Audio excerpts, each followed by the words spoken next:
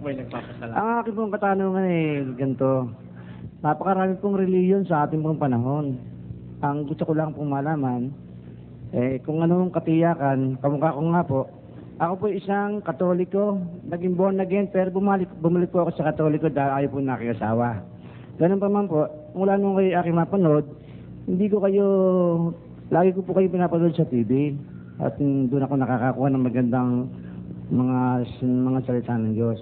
Ang gusto ko lang malaman sa amin, kamukha dito sa ating kapulungan po dito, na may maraming Katoliko po rito na gusto po namin malaman kung anong katiyakan ang aming kaluluwa na magkakaroong kaligtasan.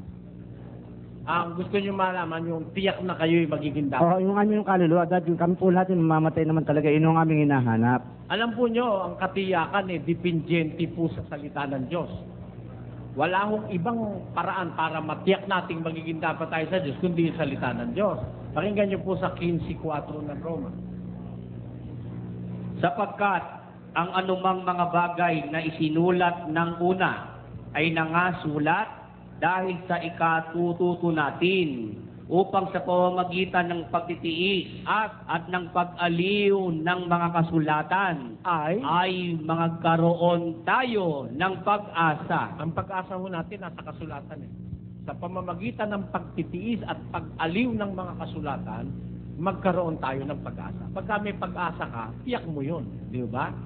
At yung pag-asang sinasabi sa Biblia, talagang tiyak po yun dahil ang Diyos kung mangako, hindi siya po pwedeng hindi totoo ang pangako niya. Laging totoo ang kanyang pangako. Kaya ang pag-asa po natin, ang kasiguraduhan, nasa salita ng Diyos. Ang tawag po ng Biblia dyan, panatag na salita. Surer word. Sabi po sa 2 Pedro ganito. At kami ay mayroong lalong panatag na salita ng hula. Na mabuti ang inyong ginagawa kung ito'y inyong sinusundan. Na gaya ng sa isang ilawang lumiliwanag sa isang dakong madilim hanggang sa pagbubukang liwayway at ang tala sa umaga ay sumilang sa inyong mga puso. Sabi ng mga apostol, meron kaming panatag na salita ng hula. Therefore, pag sinabing surer word of prophecy, wala na hong kasing sigurado yon. Kasi ang sabi ng Diyos, ang langit at ang lupa ay lilipas, dadapot ang salita ko ay hindi lilipas. Pag doon ka nang hawak sa salita ng Diyos, sigurado yung kaligtasan mo.